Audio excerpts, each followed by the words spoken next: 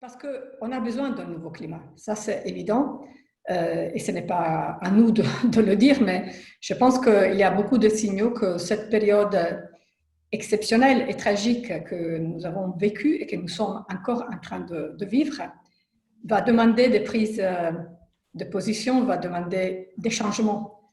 Je pense que tout le monde s'attend à quelques changements, mais peut-être que ce n'est pas clair dans quelle direction. Et nous, pour ce qui concerne l'espace de la ville-territoire, peut-être nous pouvons donner une contribution. Donc, très simplement, je vous ai déjà un petit peu dit pourquoi nous sommes ici ce soir. Et maintenant, je voudrais partager avec vous une présentation avec quelques slides qui nous seront utiles pour structurer un petit peu notre discussion. Donc, sans trop tarder, et en vous remerciant d'être tous là ce soir dans une journée magnifique où le lac est très, très attractif en ce moment. Donc, on vous remercie beaucoup d'être finalement derrière votre écran. Et alors, je vais partager. Partager, j'ai une petite question. Alors, share.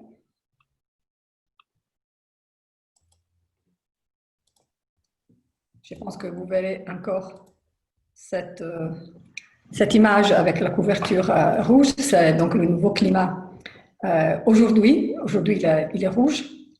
Et la dernière fois, c'était plutôt sur le vert. Aujourd'hui, il est plutôt rouge. Alors, comment on veut commencer? On voudrait d'abord vous faire une petite introduction pour parler des raisons qui nous ont poussés à organiser ça. On voudrait vous parler de quelques réflexions que nous avons faites à partir des thèmes qui ont été soulevés par le groupe qu'on avait invité à participer à ce débat à l'occasion du pré-lancement. Et on voudrait aussi vous commencer, disons, à discuter un possible programme de travail. Donc, on va vous faire des propositions, mais ce sont des propositions sur lesquelles on peut évidemment réfléchir. Et après, on imagine qu'au moins une partie des gens qui étaient intervenus lors de la première réunion puissent renforcer, revenir, ajouter des choses, parce qu'avec quelques-uns de ces personnes, nous avons eu des échanges dans l'entretemps, et donc il y a aussi des nouveautés. Il y a des personnes qui n'étaient pas là, comme Panos Mantsiaras, qui est le directeur de la Fondation Braillard, qui sera aussi présent et qui pourra intervenir. Après ça, j'espère qu'on aura encore un petit peu de temps pour élargir le débat et finalement arriver à quelques conclusions assez simples pour le moment. Alors, l'initiative de cette soirée est liée à un nouveau centre de recherche qui a comme nom Habitat. Habitat au sens habitat, pas vraiment habitat au sens français du terme, donc dans le sens élargi de l'habiter. Moi, je dis encore que c'est un jeune centre de recherche parce qu'on arrive maintenant à la 3e année, donc il a été fondé, construit, et maintenant nous sommes justement en train de décider si ce centre doit continuer, s'il est utile. Et ce centre, il est né avec plusieurs, disons, ambitions. La première, c'est d'avoir un travail pluri- et transdisciplinaire, surtout à l'intérieur de l'ENAC et aussi en général de l'EPFL, donc une plateforme de recherche. La deuxième ambition et aussi, disons, pilier de Habitat, c'est le travail sur le futur. Ce qui nous intéresse, c'est d'interroger le futur, de discuter le futur. Ça nous semble la seule façon honnête pour construire le futur. Et le troisième pilier et grande ambition, c'est de mettre l'espace et le projet de l'espace et le dessin de l'espace au cœur de la recherche. Donc, 3 ambitions, je pense, intéressantes. Travailler parmi les différentes disciplines, les plus techniques, les sciences sociales, l'architecture, etc. Regarder vers le futur, clairement vers le futur, sans ambiguïté, vers le futur, et utiliser comme instrument fondamental le projet de l'espace. Vous voyez, je pense ici, les laboratoires qui sont intéressés à travailler dans le contexte de habitat. Il y en a beaucoup, plusieurs qui sont d'architecture, mais aussi des sciences de l'environnement, mais aussi du génie civil, et aussi au-delà de l'ENAC, comme le Digital Humanities, par exemple, et d'autres. Donc, une palette assez vaste de disciplines. Les personnes qui composent Habitat, aujourd'hui, nous avons donc un comité scientifique, disons, un comité des sages, où nous avons Jacques Lévy, qui a été un des membres fondateurs de Habitat, et Saskia Sassen. Et après, nous avons un comité scientifique que vous voyez ici, composé par Marilyn Andersen, qui est la directrice du Living Lab, qui est une émanation, une antenne de l'EPFL à Fribourg. Elena Cogato-Lanza, qui est ici avec nous ce soir et qui est la nouvelle coordinatrice du programme doctoral l'EDAR à l'EPFL. Bella Capossi, qui est le directeur du Digital Humanities. Vincent Kaufmann, qui est en ce moment le vice-doyen à l'éducation, et vous le connaissez, je pense, grand expert de sciences sociales et de mobilité. Et Luca Ortelli, qui est avec nous ce soir, professeur d'architecture, colonne portante de la section d'architecture à l'EPFL. Et avec ce groupe, nous avons donc Martina Barcelloni qui coordonne le groupe d'exécution, Derek Christie, Shin Alexandre Kozeki et Chini Chang. Et Valérie Pahu, qui est notre aide fondamentale sur tous les aspects administratifs. Donc ça, c'est un petit peu le groupe qui travaille avec d'autres personnes comme, en effet, Anna Carla de Almeida, qui a géré beaucoup, qui m'a beaucoup aidé à construire ça. Mais en réalité, il y a aussi quelqu'un d'autre qui a contribué beaucoup à la construction de ces occasions, qui est Catherine Seller, qui est une ancienne étudiante, très chère étudiante, et qui va après moi aussi intervenir, et qui est aujourd'hui une jeune professionnelle. Et donc, déjà, la première ouverture vers l'extérieur a été de faire ça avec aussi quelqu'un qui n'est pas en ce moment à l'intérieur de l'académie. Donc, ce que nous, on est intéressé à étudier, c'est évidemment les différentes dimensions de la transition, qui est pour nous non seulement quelque chose qu'on peut lier qu'à la transition écologique, il y a un aspect technologique et économique fondamental et évidemment un aspect social. Donc, dans des conditions urbaines étendues comme sont les conditions urbaines d'aujourd'hui. Mais dans notre, disons, mission, non seulement ce que j'ai déjà dit, mais aussi construire un vrai lien entre l'académie et la société. Et c'est pour ça aussi que New Climates In a été imaginé comme une occasion pour mettre ces deux composantes en relation, mais une relation très, très pragmatique, une relation d'exploration, une relation de travail. Pas une relation dans laquelle quelqu'un enseigne, quelqu'un écoute, mais vraiment une relation où chacun amène quelque chose. Et comme j'ai dit, donc, New Climate In veut travailler sur ces trois dimensions. Avec qui, donc? Vous êtes là, et donc je pense que c'est assez clair. Les services de la ville de Lausanne, nous en avons quelques-uns, comme Caroline Chausson qui est intervenue il y a quelques minutes, mais aussi d'autres. Les professionnels de l'espace, architectes, urbanistes, paysagistes, sociologues, géographes, disons, évidemment aussi ingénieurs. Donc, un spectre assez vaste de professions, de métiers qui travaillent et qui transforment l'espace. Cet aspect transformatif, c'est très important. La recherche, Donc, nous sommes ici en tant que recherche. Évidemment, nous avons plusieurs casquettes, mais ici, c'est la recherche. Et la société civile, dans le sens qu'on aimerait bien pouvoir aussi avoir la présence de quelques associations qui sont particulièrement liées au thème de l'espace urbain. Et on veut faire ça ici, à Lausanne, parce que le IN, c'est très important. Non seulement nous sommes intéressés à voir s'il y a un nouveau climat, voir si on peut construire un nouveau climat, mais il faut que tout ça soit situé.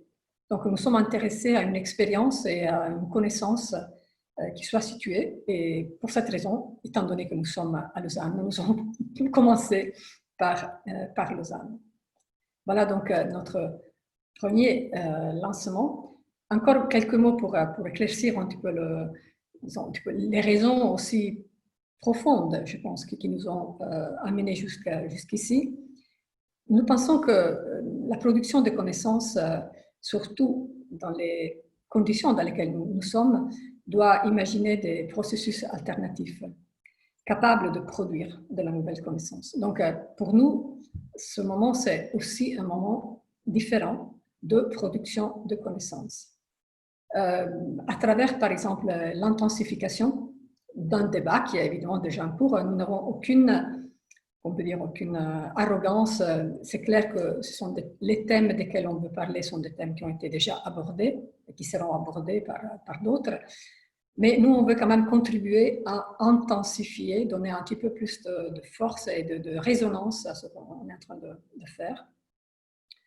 Et on veut essayer quand même avec ça c'est une grande ambition, de travailler les limites du présent. Quand on est dans une situation, quand on est situé, on travaille avec le présent, ça c'est clair.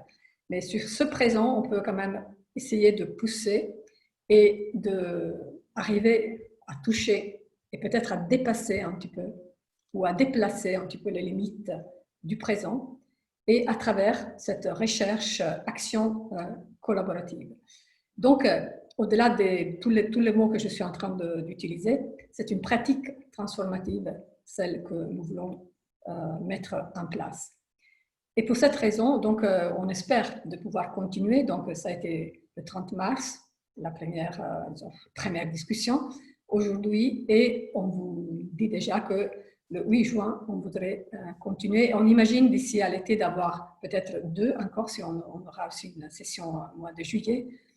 Et donc, on pourrait se donner déjà un premier programme. Je voudrais aller assez rapidement sur quelques slides qui nous parlent quand même du climat, parce que nous sommes partis du climat. Sur les nouveaux scénarios pour la Suisse qui ont été réalisés il y a longtemps.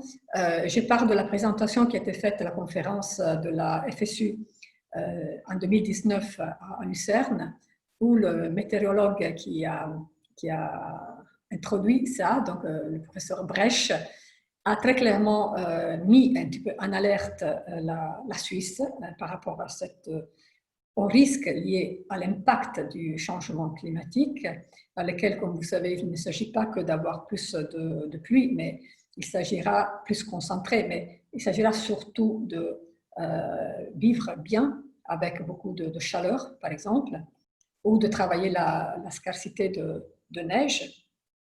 Mais la chose très importante que Bresch a dit, c'est que de son point de vue, donc le point de vue d'un scientifique, un météorologue, la densification qui est en cours en Suisse, qu'on a envisagée, équivaut, c'est égal à une accumulation de risques. C'est-à-dire que quelque chose qui est proposé aujourd'hui dans tout ce qui concerne l'aménagement du territoire, c'est-à-dire la loi sur l'aménagement du territoire, au niveau de la Confédération, c'est tout lié à l'idée de densification, d'urbanisation vers l'intérieur, de milieux bâtis compacts. Évidemment, aucune polémique sur ça, que ce soit très clair. Évidemment, on est tous d'accord sur le fait qu'il faut travailler sur l'existant, mais il faut aussi s'alerter sur le fait que éliminer tout espace vert, tout espace perméable, tout espace ouvert pourrait avoir des conséquences importantes ou occuper des terrains qui sont soumis à des risques. Tout ça aura dans le futur des conséquences sur cette accumulation des risques. Et que donc, il faut regarder finement, peut-être avec plus d'attention, une série de questions, y compris des questions qui concernent l'acceptabilité sociale de la densification, qui posent aussi une série de problèmes. Nous en avons discuté la dernière fois aussi avec nos intervenants. Et donc, la question c'est, comme dit toujours, c'est toujours la météorologie qui parle, de passer de la résistance à une forme de résilience, d'entamer des dialogues différents de ce qu'on a aujourd'hui avec les différents acteurs qui sont tous des co-designers, des gens qui participent finalement à ces transformations. Et tout ça doit être absolument intégré à l'intérieur du processus spatial et du planning spatial, de l'aménagement du territoire. Donc, on peut s'imaginer de commencer à construire des nouvelles cartes, une nouvelle cartographie qui commence à nous raconter comment l'habitabilité territoriale suisse pourrait changer dans le futur. Vous voyez ici quelques cartes qui ont été réalisées par Noélie Lecoanet, qui essaie de représenter justement, par exemple, ces risques, ces nouveaux risques. Parmi les risques, nous avons ajouté évidemment les zones de chaleur importantes. C'est vrai que Lausanne n'est pas la pire par rapport, disons, à l'arc lémanique, à la métropole alpino-lémanique. C'est vrai que Lausanne semble avoir des problèmes plus sérieux, mais cela dit, par rapport à notre contexte large qui est celui de ce qu'on appelle la métropole, non seulement lémanique, mais aussi alpino-lémanique, ce sera quand même une question beaucoup plus importante à côté des problèmes d'instabilité des versants, de problèmes d'inondation. Avec tout ça, on doit ajouter une série de questions qui concernent la chaleur qui va arriver. Et tout ça aura des conséquences, par exemple, sur la qualité des espaces publics qui se trouveront, parce qu'ils ont été conçus au-delà de cette condition. Donc, on pourrait avoir des problèmes aussi liés à l'espace public et évidemment à des catégories de personnes plus fragiles. Cela dit, Lausanne, c'est un cas extrêmement intéressant. C'est quand même une Lausanne jardin. Ça, c'est une grande métaphore qui est périodiquement utilisée pour décrire Lausanne, et ça reste un fond de vérité dans cette grande métaphore. On vous demande peut-être de fermer les micros, s'il vous plaît, sinon on arrive à avoir des... Mais justement, cette grande métaphore de la ville comme un jardin est soumise à pression quand on imagine justement ce processus de densification qui serait pas, par exemple, gouverné dans une très claire vision par rapport au futur, où on pourrait perdre des qualités auxquelles on est quand même habitué, et tout ça parce que peut-être on n'a pas totalement exploré les possibilités qui sont dans le territoire. Par exemple, aussi dans un territoire qui est la ville-territoire, et pas que seulement le noyau, disons, déjà plus dense. Le jardin, c'est aussi le jardin qu'on peut imaginer de reconstruire là où il a été totalement oublié. Par exemple, j'aimerais bien avec New Climates In d'avoir des sessions de workshop ou quelque chose de ce type avec peut-être la ville, avec aussi le canton, sur la transformation de l'autoroute, par exemple. Vous voyez ici la taille du parc de Vaux-le-Vicomte, le grand parc qui est au début de l'histoire du parc français. C'est plus ou moins la même échelle du tronçon d'autoroute, celui qui arrive à la Maladière, au rond-point de la Maladière, et qu'on pourrait peut-être imaginer. Bon, imaginer, on peut immédiatement. On peut peut-être imaginer de le réaliser dans le futur comme quelque chose qui reprend ce thème du grand parc. En effet, on a essayé cet exercice.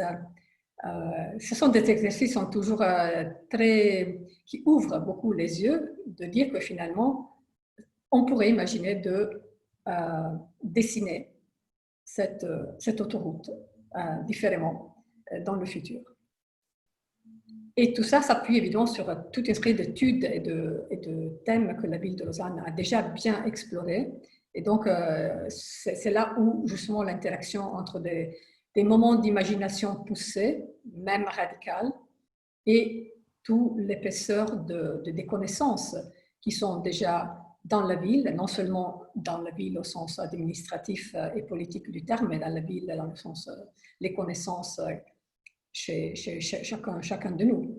Donc, c'est un petit peu sur tout ici, par exemple, une carte sur la question des inondations. C'est une carte qui nous parle du fait que, en effet, ce n'est pas totalement impossible d'imaginer dans le temps de réouvrir les cours d'eau qui étaient dans le passé visibles à Lausanne. Une structure qui rythme, qui fait comprendre la géographie de la ville et qu'on pourrait retrouver dans le futur. Autre disons, moment d'imagination du futur qu'on pourrait imaginer. Et tout ça, justement, pour parler de ce climat qui est en train de changer. Et on sait que si on ne va rien faire, ce sera partir vraiment notre courbe. Les températures vont partir vers le haut radicalement.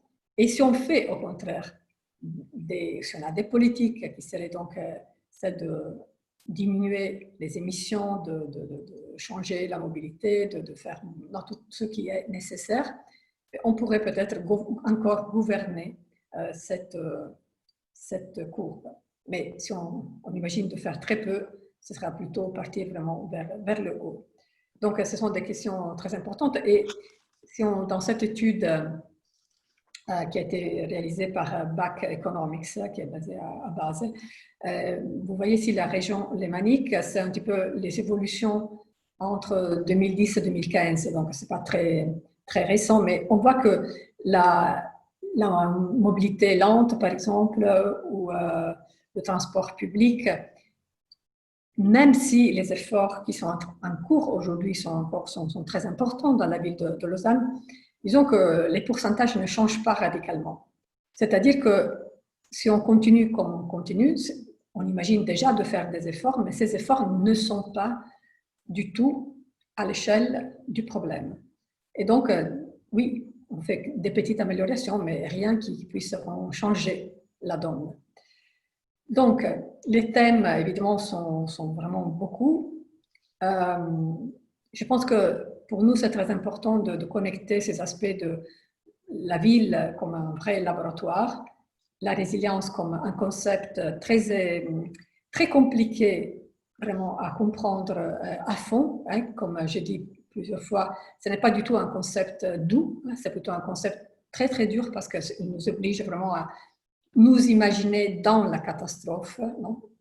Et comment nous on peut survivre, et l'action, donc la possibilité de transformer tout ça en quelque chose qui puisse être un instrument de changement, avec, comme je disais au début, la société civile, les services de la ville, les professionnels de l'espace et la recherche. Voilà, je cède donc la parole à Catherine. Et je continue à faire passer les slides. Voilà. Du coup, on peut direct passer à la suivante. Voilà, donc en fait, donc il y a eu ce qu'on a appelé cette pré-rencontre NucliMS le 30 mars dernier, dans l'idée justement de commencer à identifier des premiers freins, leviers, pistes d'action auprès des différents milieux. Donc ça s'est déroulé sous la forme de petites interventions, un peu comme un tour de table. Et du coup, on a eu l'occasion d'entendre du milieu académique Elena Cogato-Lanza et Luca Ortelli, du milieu professionnel Igor Anderson, Emmanuel Bonnemaison et Laurent Guidetti, de la ville de Lausanne, Vincent Dufault et Caroline Chausson, et enfin de l'engagement citoyen Axel Schubert, activiste du climat. Voilà. Du coup, on peut passer à la slide suivante. Donc, ce qu'on vous propose maintenant, c'est en fait de survoler une série de points qui ont été mis en discussion par les intervenants et qu'on a regroupés en 4 thèmes. Donc, d'une part, la place du climat dans les politiques publiques et dans la mise en œuvre. D'autre part, le contexte de crise en fait, actuel du coronavirus et puis la problématique du manque de vision. Donc, en gros, une mise en perspective de l'organisation de nos sociétés et notamment, comme l'a dit Paula, de ce mode de densification en cours. Ensuite, une approche du paysage et du cadre de vie comme source d'inspiration, ressources fondamentales, et puis finalement donc, le développement d'une posture au sens de l'engagement et le développement de pièces à conviction. Donc, ce n'est pas forcément une synthèse qui se veut exhaustive, et puis du coup, j'invite très volontiers toutes les personnes qui étaient présentes, mais aussi celles qui sont là aujourd'hui, à rebondir et compléter ces différents points. Donc, si on commence avec la place du climat dans les politiques publiques et dans la mise en œuvre, alors, jusqu'ici relativement hermétique aux questions climatiques et de résilience du territoire, les politiques publiques devraient leur donner une place plus importante et plus transversale. Donc, effectivement, ce qu'on a remarqué, c'est que évidemment, le climat ne peut pas être traité comme un thème à part. C'est plutôt un thème englobant et qui doit concerner finalement toutes les autres thématiques. Ensuite, pour garantir leur prise en compte systématique dans la mise en œuvre, les questions climatiques devraient faire l'objet d'un mandat politique ou devenir une obligation légale. Donc, un peu comme finalement les risques d'accidents majeurs ou les dangers naturels, en fait, les enjeux climatiques devraient pouvoir faire l'objet d'une obligation si on voulait s'assurer qu'elles soient prises en compte de façon systématique dans les planifications ou dans les projets. Voilà, donc si on arrive maintenant sur la deuxième thématique, donc on focalise un petit peu d'abord sur le contexte de crise, ce que nous montre finalement la situation actuelle. Donc la crise actuelle montre les problématiques des flux d'approvisionnement. La capacité d'un territoire à répondre aux besoins fondamentaux est-elle souhaitable, nécessaire, possible? Donc là, on a mis l'exemple de l'alimentation, mais en fait, on peut se poser la question en fait, d'une façon générale sur la production, de tous ces liens de dépendance qui tout d'un coup ont été mis en exergue et potentiellement aussi fragilisés. Du coup, c'est quoi notre positionnement finalement sur cette organisation-là de nos sociétés? Ensuite, donc le territoire gagnerait à être pensé de façon moins binaire, ville, vs campagne, et plus redondante pour mieux s'adapter en cas de crise. Or, la mise en œuvre actuelle de la densification renforce cette approche binaire à travers les échelles. Donc, ce qu'on entend par là, c'est justement qu'en fait, au niveau élargi, il y a une tendance en fait, à intensifier le développement plutôt dans les périmètres d'agglomération, ce qui crée du coup une forme de hiérarchie finalement entre les différentes parties du territoire et qui pose des questions finalement de résilience structurelle. Et puis à une échelle plus rapprochée, donc c'est ce que Paula a évoqué aussi avant, c'est cette question de la compacification du milieu bâti qui du coup questionne aussi la résilience plutôt climatique des villes au niveau de la gestion des îlots de chaleur par exemple ou bien des inondations. Voilà, donc si on passe maintenant à la question du manque de vision, dans le cadre de la LAT, donc la loi de l'aménagement du territoire, le sol est principalement abordé de façon comptable. Il s'agit de mètres carrés dotés d'une affectation, ce qui appauvrit l'appréhension du territoire en termes de projet, absence de vision. Donc effectivement, ce qu'on se rend compte actuellement dans la planification, c'est qu'il y a une approche qui renforce aussi ce côté binaire. C'est finalement, voilà, ça c'est de la zone à bâtir, ça c'est de la zone où on ne peut pas bâtir. Et puis en fait, on est très focalisé finalement sur des chiffres et ce qui nous fait presque oublier la notion de projet, d'ancrage territorial de la planification. Voilà, donc dernier point, les obstacles politiques génèrent une inertie qui empêche toute transformation, entre guillemets, radicale de notre société, ce malgré l'urgence climatique et les risques structurels et institutionnels. Ne devrions-nous pas se préparer au plus vite à vivre avec l'incertitude? Donc ça, c'est aussi une question de fond, c'est-à-dire qu'au lieu de subir l'incertitude comme c'est le cas aujourd'hui, est-ce qu'on ne devrait pas la prendre plutôt comme une donnée de base? Voilà, donc on peut passer à la thématique suivante, donc la question du paysage et du cadre de vie. Des observations qui ont été faites, et notamment en lien avec cette crise, donc dans les moments de crise comme celle liée au coronavirus, nous nous tournons vers les paysages qui nous sont chers. Nous cherchons le réconfort auprès de paysages amicaux, bienveillants, qu'apprendre de cette inspiration. Mais aussi, si l'on cartographiait les mouvements et les migrations faites au début de la crise du coronavirus, que verrait-on? Un peu comme voilà, ces personnes qui sont parties de Paris pour rejoindre certaines régions. cela nous apprendrait-il quelque chose sur nos désirs profonds en matière de paysage? Donc implicitement, on peut se demander justement, est-ce que le milieu bâti qu'on est en train de créer aujourd'hui répond finalement à nos attentes lorsqu'on se trouve en situation de crise? Voilà. Du coup, il y a justement l'enjeu de développer une posture au sens de l'engagement et de pièces à conviction.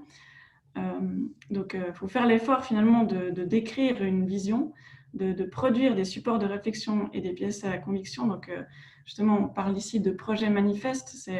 C'est l'idée que certaines initiatives, justement, qui utiliseraient stratégiquement les marges de manœuvre que nous avons à disposition déjà aujourd'hui. Donc, ça peut être, par exemple, la négociation, l'exploration de tous les recoins du cadre existant, voire même peut-être, dans certains cas, la désobéissance civile.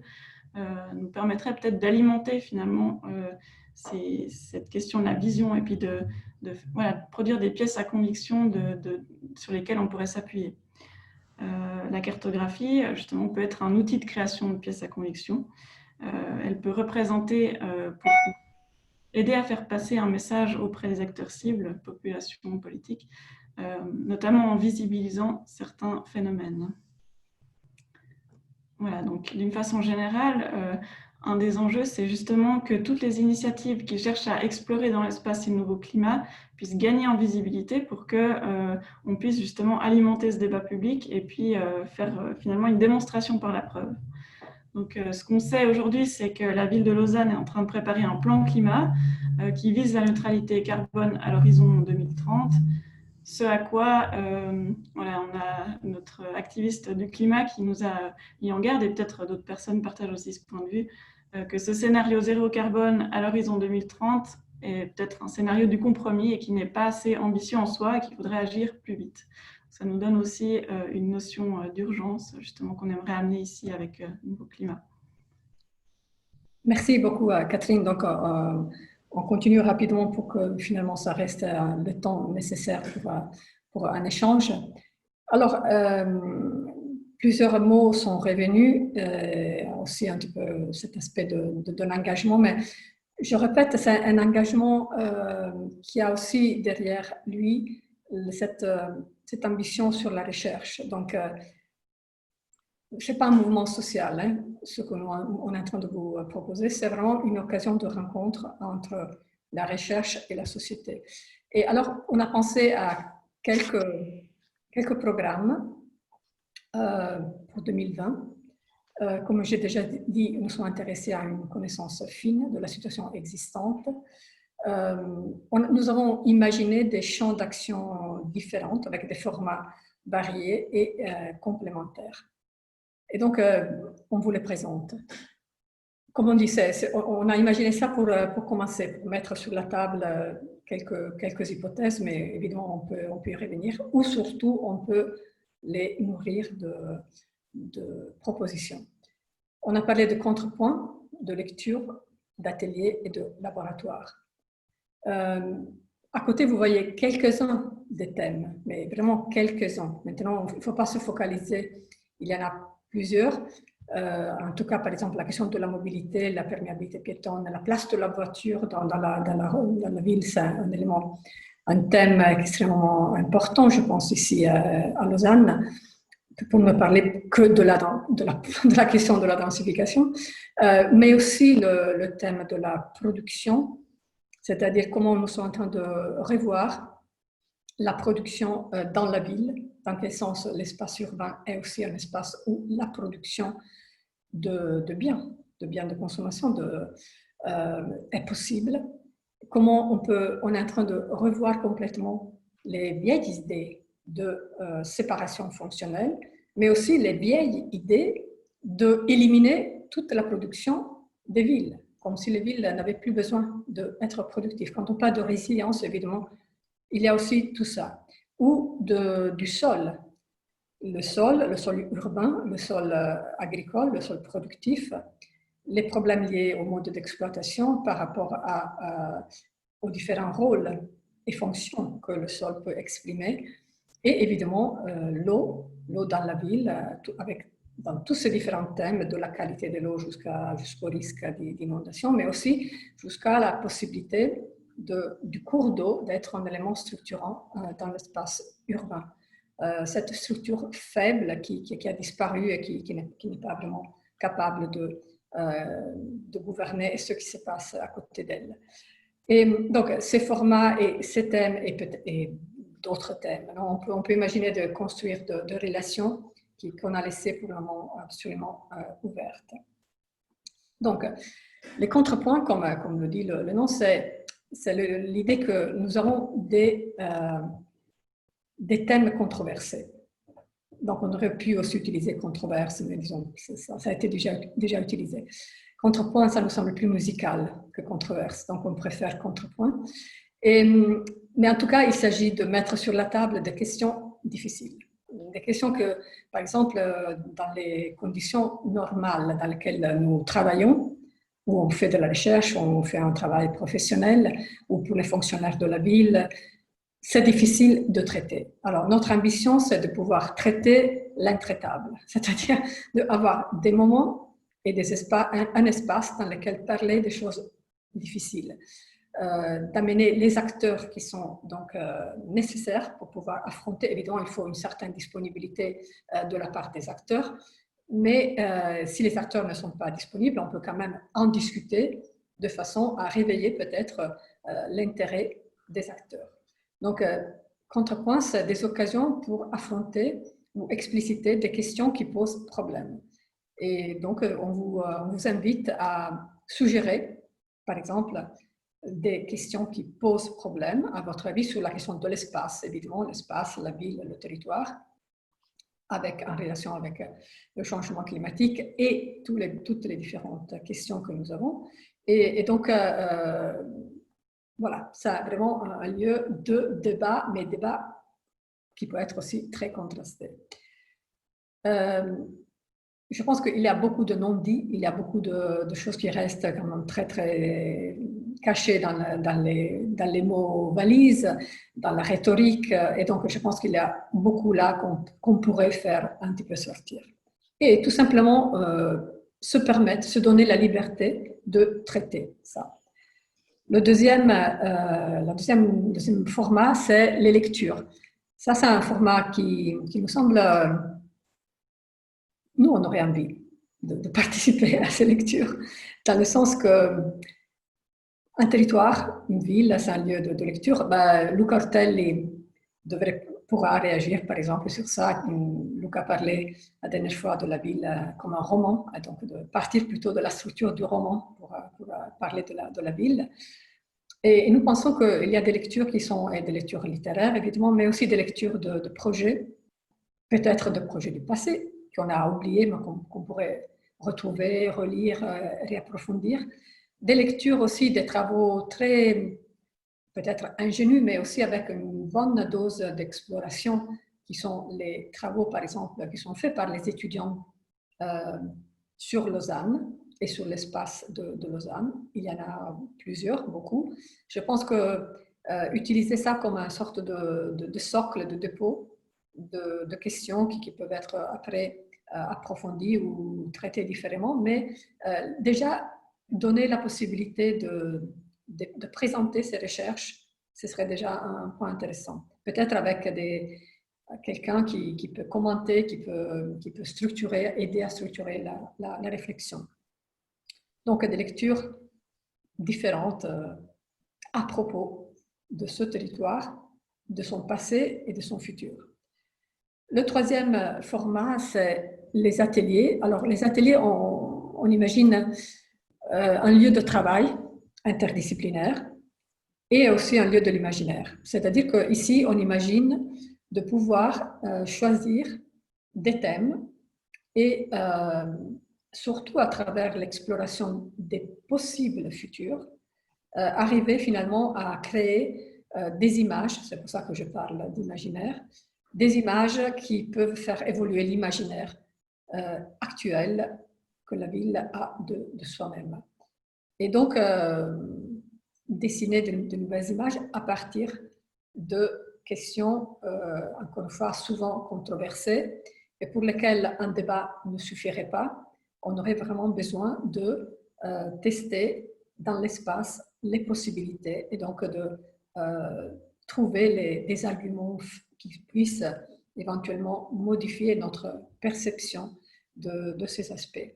Dans l'atelier, on peut imaginer vraiment de prendre des positions très, très fortes, très radicales sur les différents sujets pour animer justement une discussion qui serait, dans ce cas, en aval, donc à partir de ces scénarios.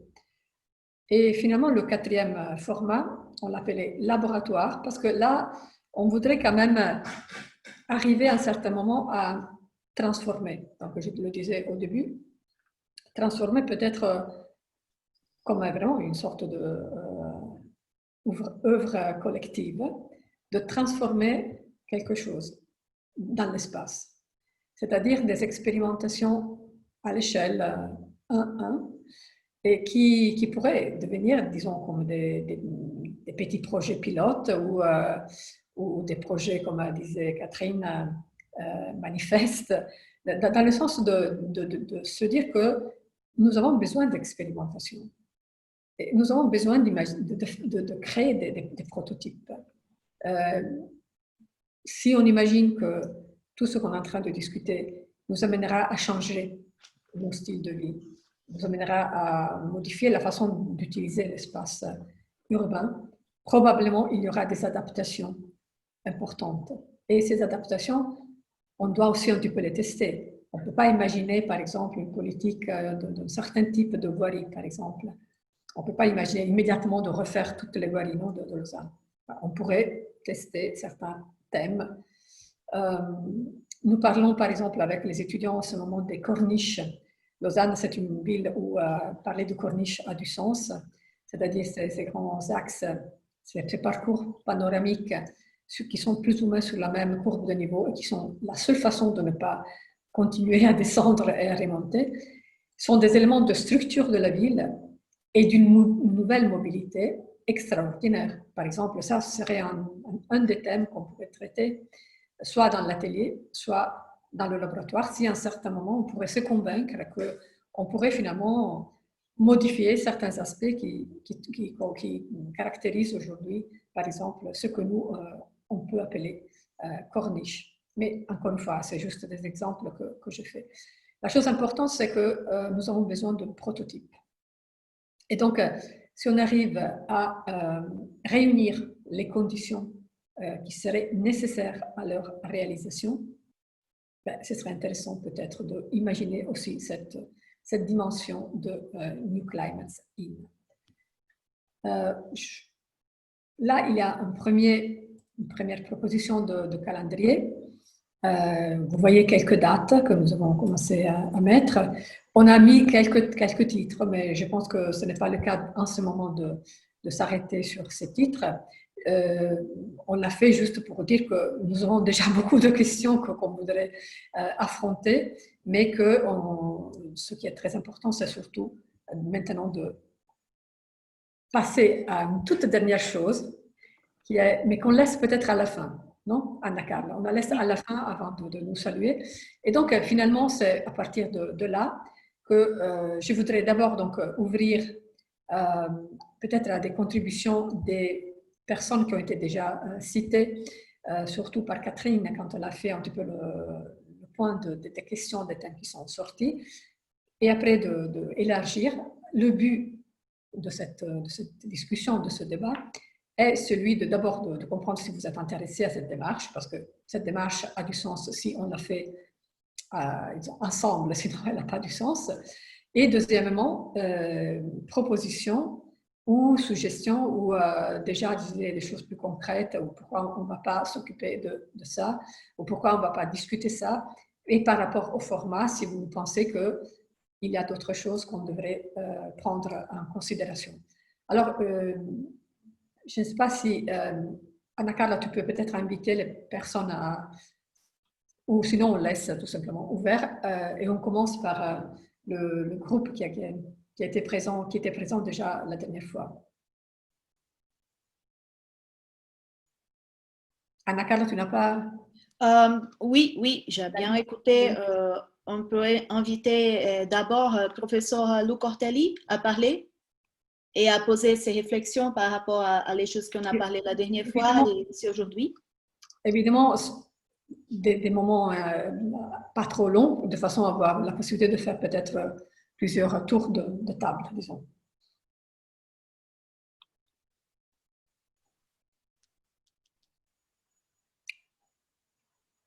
Luca?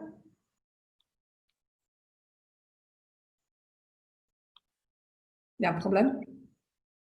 Oui, non, je pensais d'avoir le microphone ouvert, ce n'était pas le cas. J'étais en train de dire que la bonne règle prévoit toujours que les dames s'expriment d'abord, les ladies first. Donc, dans la liste aussi présentée par Catherine, il y avait Elena avant moi.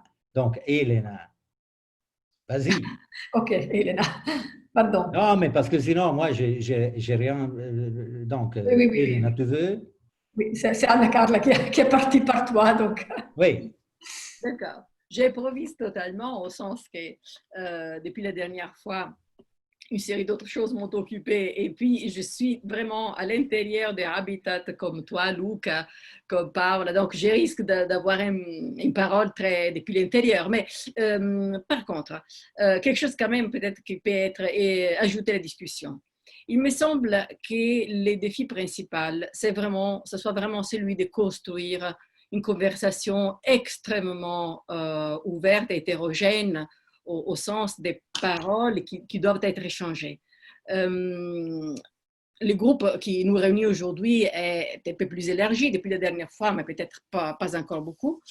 Et c'est vrai qu'aujourd'hui, si on parle de New Climate, et comme tu en parles aussi, Paola, de Climate comme finalement un grand thème dans lequel on peut réunir toute une série de thèmes qui ont trait à l'habitabilité au sens plus vaste et de manière plus spécifique, la mobilité, la production ou autre. Peut-être qu'aujourd'hui, New Climate a un seul autre grand concurrent qui serait non pas le climate, mais le health, la santé. Peut-être aujourd'hui, quand tu me dis New Climate, mais tout le monde est plutôt prêt à écouter nouvelle santé, peut-être. Mais ça, c'est juste une petite réflexion. Plus concrètement, tu nous as dit tout à l'heure que vous êtes en train d'identifier des corniches qui sont les corniches qui accueillent une mobilité moins planifiée, une mobilité qui se fait au jour le jour quand on choisit une ligne plutôt qu'une autre pour dépenser moins d'énergie et donc de faire moins d'efforts. Je voudrais mettre l'accent sur ce thème de l'effort. Le climate à tous les niveaux, pour nous, les chercheurs, pour qui habite Lausanne, moi j'habite pas Lausanne, je le souligne, pour qui habite Lausanne, pour qui travaille à Lausanne, demande des efforts qui sont quotidiens, qui sont des efforts, surtout comment vivre avec. Est-ce que ça pourrait pas être possible que sur notre territoire de Lausanne, on puisse commencer à récolter des expériences d'effort dans lesquelles on puisse permettre de raconter, comme tu le disais, Luc, hein, la ville comme un roman, on raconte nos efforts, des histoires d'efforts. Et des efforts qui sont celles de la chaleur, pour faire avec la chaleur, pour faire avec des carences, des manques de différents types. Est-ce qu'il n'y aurait pas là la possibilité de construire vraiment une parole plus collective, très hétérogène, qui dépasse les objectifs que nous poursuivons chacun d'entre nous quand nous nous confrontons au climat comme sujet d'étude, comme sujet de recherche, comme un ennemi avec lequel nous battre, je veux dire. C'est une suggestion. Parler de nos expériences, rendre partageable, visible, cartographié, sans aucune limite d'accès à cette parole. Oui, merci Elena, parce qu'en plus le thème de l'effort, c'est un thème qui m'est très cher, surtout parce que nous avons construit la ville moderne dans l'hypothèse de pouvoir réduire à zéro l'effort, mais évidemment, ceci n'est pas possible. Et après, il y a des villes comme Lausanne où l'effort, ça reste l'effort physique, non, l'effort du corps. Ça reste quand même une donnée de base sur laquelle donc, cette réduction les pistes, non, pour réduire cet effort sont une vraie connaissance de la ville. Je pense que quelqu'un, par exemple, qui s'occupe des piétons pourrait déjà rebondir sur ça. Mais merci. On peut peut-être passer à Luca. Non, moi, je suis en train de répondre aux conversations écrites et vous avez peut-être noté que j'ai rajouté dans les ateliers la biodiversité parce que quelqu'un dit oui, mais alors la biodiversité et en réalité, il y aurait aussi d'autres thèmes. Moi, je suis incapable de faire un bilan de la première séance que New Climates In a eue. J'écoute Paola qui souligne toujours l'énorme masse de problèmes qui concernent le futur de nos territoires, Lausanne et pas seulement Lausanne. Et on a tous et toutes la volonté de mettre ensemble les problématiques pour esquisser des réponses vraisemblables, possibles, ou même peut-être visionnaires, pour imaginer un futur possible, plus responsable peut-être de ce qui a été le grand rêve et le récit un peu légendaire de la modernité.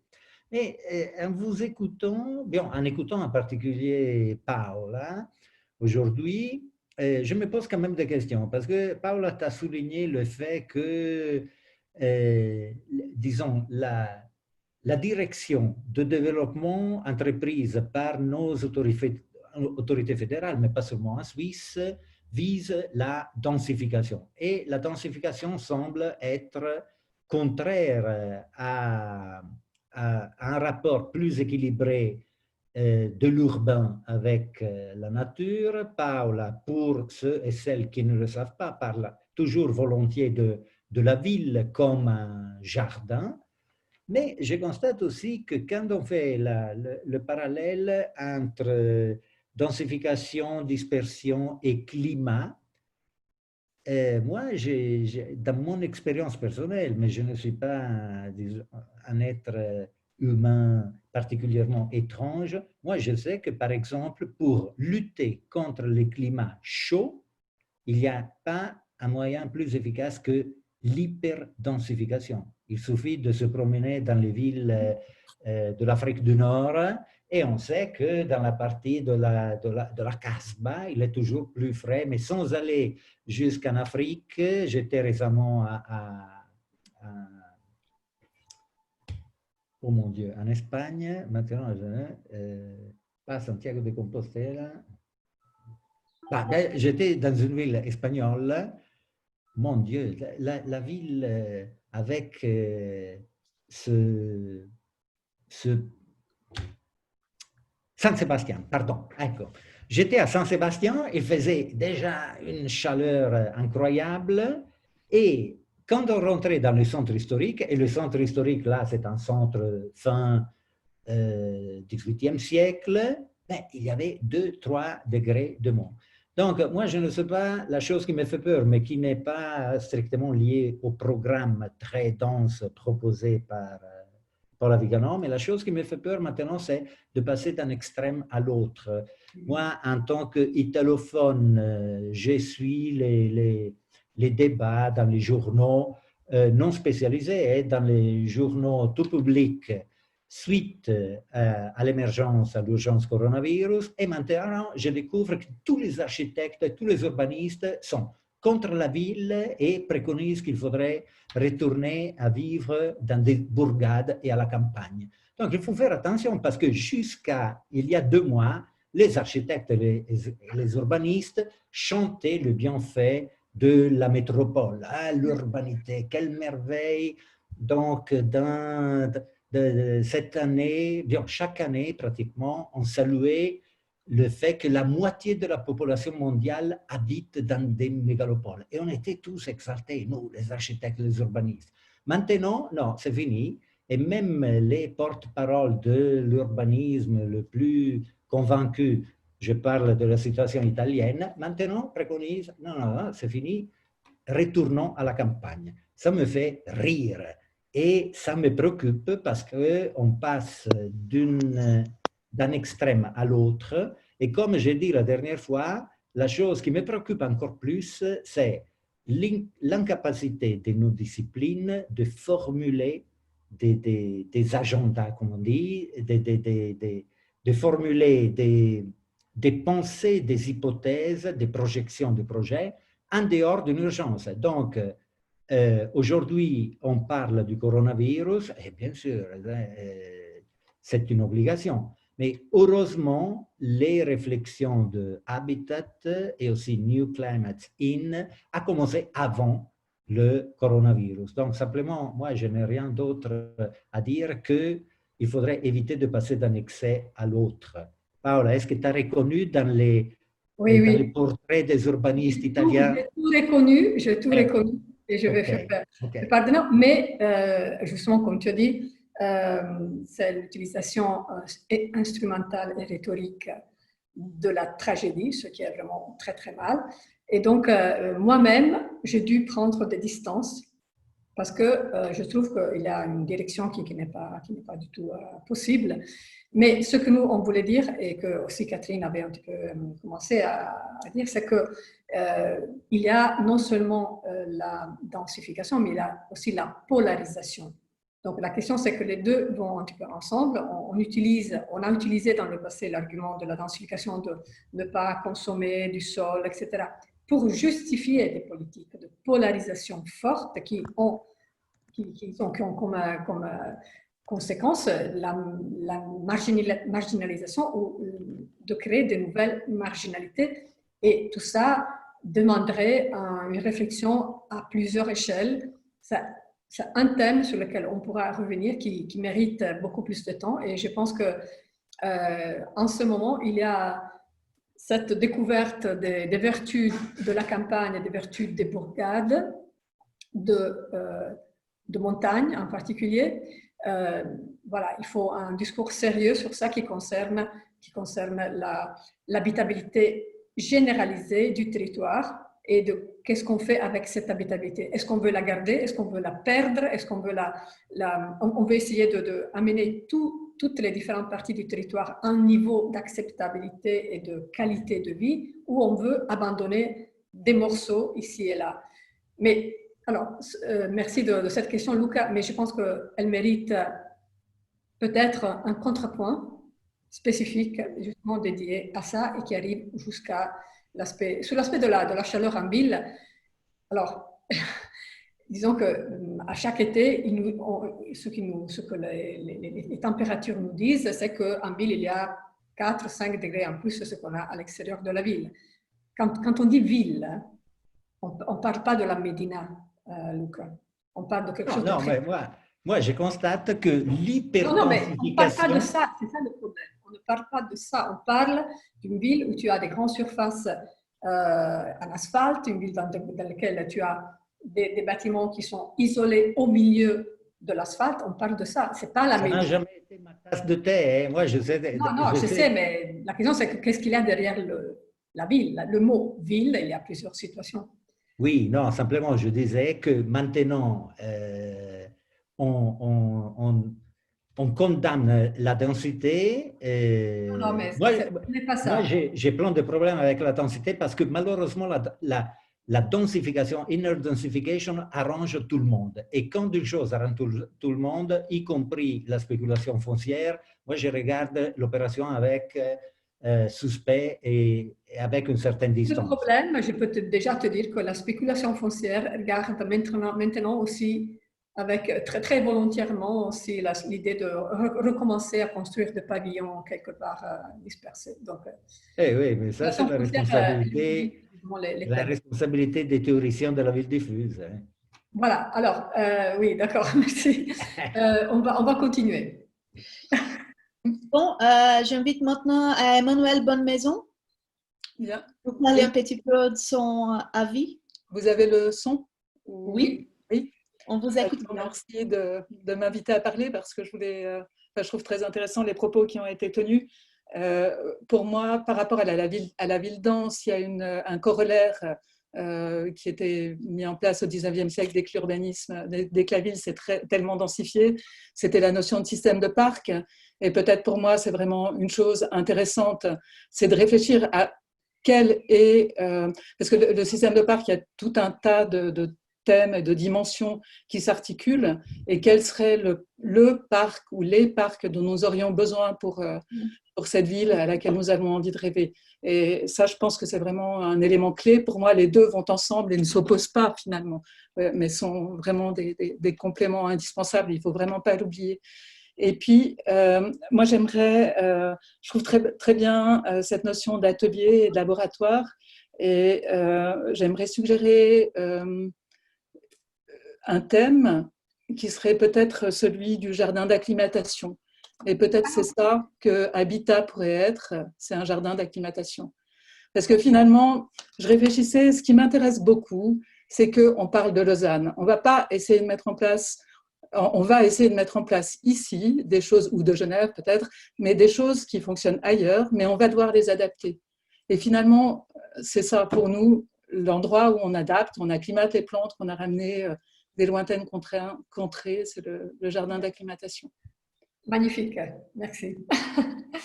Et puis, moi, il y a une chose qui me tient vraiment à cœur aussi, et puis, comme toujours, je prends ma posture et mon chapeau d'architecte paysagiste un peu pédagogue et vaniteux, et puis, il faut faire attention sur… je trouve les cartographies, c'est super, mais la cartographie des vers, il faut faire très attention, parce que quand on fait une cartographie des vers, on prend tous les sols verts. Et puis, on sait que quand on veut faire une vraie cartographie des sols, on fait une cartographie des bons sols et des mauvais sols, ou des sols stériles et des sols fertiles. Et pour refaire un sol fertile, alors je pense qu'il y a beaucoup de gens plus compétents que moi ici, mais il faut des dizaines d'années. Enfin, pour refaire un bon sol, il faut vraiment des dizaines et des dizaines d'années. Je pense qu'un sol s'abîme très très vite et c'est très très long à récupérer. Donc il y a vraiment une nuance à faire. Et pour moi, je trouvais très intéressante la cartographie des efforts. Et je pense que de faire une cartographie des bons sols et une cartographie aussi, un projet de restauration des sols, et peut-être dans cette idée, c'est quelque chose qui a été développé. Hein, Laurent, tu es là, je crois qu'on était plusieurs équipes en parallèle à développer ce genre de choses dans un mandat d'études parallèle. Comment ces bons sols ou ces moins bons sols, les mettre ensemble en réseau pour constituer le système du parc de la ville à venir. Oui, c'est très intéressant. Et par exemple, tu parlais maintenant d'une étude que vous avez déjà faite. On pourrait imaginer de partir de ce mandat parallèle des résultats des équipes qui ont travaillé sur ça et à partir de là, peut-être, je ne sais pas, continuer ou et peut-être ça pourrait être l'occasion soit d'un atelier, soit d'un moment. OK. Puis peut-être encore une toute dernière piste. Je pense qu'il y a, en effet, c'est Caroline Chausson qui l'avait évoqué, il y a beaucoup de jardins à Lausanne. Et je pense que l'idée, enfin moi, on avait travaillé là-dessus avec des collègues, de développer tous ces jardins-là, finalement, que ce soit des jardins privés ou publics, mais d'en faire des promenades. Et moi, je suis assez concernée, ce qu'on appelle la Villa Puyérane, c'est-à-dire on a un petit jardin, on a une petite maison au milieu d'un jardin, le jardin a beaucoup de qualité, puis on construit une grosse maison et puis finalement il n'y a plus de jardin autour. Et je pense que ces jardins-là pour moi ont une grande valeur. Il y a la notion de patrimoine privé, hein, ça on touche à quelque chose d'un peu délicat à mon sens, mais disons toutes ces rues et tous ces cheminements qui passent dans ces quartiers pourraient être des projets, pourraient faire l'objet de projets, de micro-projets. Voilà. Paola, si tu permets, oui. Moi je m'amuse justement à utiliser aussi le volet conversation. Et il y a Pascal Baudin qui dit, mais pour finir, il faudrait intégrer aussi des chercheurs dans le domaine de la santé et de la médecine. Et moi, je pense que pour une bonne moitié, si ce n'est pas plus de thèmes et de problématiques que New Climates In a l'intention d'aborder, il faudrait absolument intégrer des chercheurs de ce domaine. J'ai répondu en privé à Baudin en disant qu'il y a déjà à l'intérieur de Habitat des contacts avec le milieu médical. Il faut simplement le renforcer. Ça, c'est évident que pour l'instant, quand on pense aux professionnels du territoire, on s'adresse aux gens qui sont ici présents ce soir. Oui. Mais on fait juste un petit pas de côté et on tombe sur des experts nécessaires dans les domaines médicaux. Oui, oui. Oui, tout ça, ça forme un réseau très, très, très riche dans lequel il faudra trouver après des moments d'échange plus spécifiques. Mais rappelons-nous que c'est le lancement, hein, celui-ci, c'est juste le début. Hein. Merci en tout cas, Luc. Et si Boudin, tu as dit, voudrait... Je n'ai pas compris. Baudin, B-O-D-I-N. Oui. Si M. Baudin veut... non, bonsoir à tout le monde. Je ne sais pas si vous m'entendez. Oui, on vous entend bien. Voilà, je ne suis pas très habitué non plus au Zoom. En fait, il y a beaucoup de recherches aujourd'hui qui commencent à montrer des coïncidences entre les formes urbaines qu'on a construites et la santé des personnes qui y habitent. Et je trouve que par là, comme vous l'avez très bien montré dans la présentation pour le changement climatique, la forme urbaine agit sur la santé des personnes et je pense qu'il y a énormément de recherches qui pourraient permettre, cumulées avec ces notions de changement climatique, à éviter que les formes qu'on reproduise puissent poser d'autres problèmes, et notamment sur la santé. Et je trouve que les deux choses sont pour moi très unies en fait, dans leur développement de recherche et de solutions à trouver pour l'habitat du futur. Voilà. Oui, ça c'est un thème sur lequel Habitat en effet est en train un petit peu de travailler. Et on pourra sûrement dédier un moment spécifique à rentrer un petit peu plus dans les détails de toutes ces recherches. Donc, on vous note quand même comme quelqu'un interpellé. Merci. Peut-être on peut compléter le premier tour, Anna Carla. Oui, on passe la parole à Laurent Guidati pour exprimer son avis.